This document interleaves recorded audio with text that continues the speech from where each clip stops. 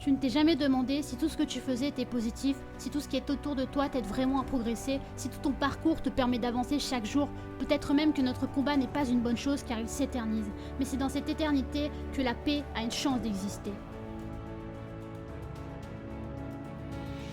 Oublie pas que tout ce que tu penses être positif dans la vie a le mérite d'être vécu. Et tous ceux qui osent s'en empêcher sont ceux qui ont refusé d'être heureux. Toi, tu as choisi ta voie, celle que les autres ont laissée derrière eux. Ça a été une année difficile, semée d'obstacles pour toi-même, que tu as su dépasser.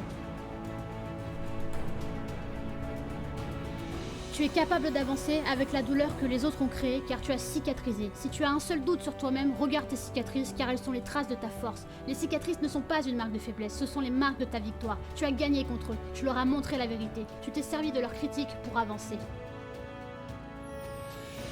Au final, la seule chose que tu dois retenir, c'est d'avoir confiance en toi. Ceux qui n'y croient pas sont ceux qui rêvent d'avoir ce que toi, tu possèdes aujourd'hui. Ne laisse pas le passé te rattraper, seulement quand tu as besoin de te souvenir de ce que tu as surmonté. Toi seul peux décider de ce que tu as besoin de changer sur toi ou en toi. Tu es maître de toi-même et personne ne doit interrompre ce que tu as écrit.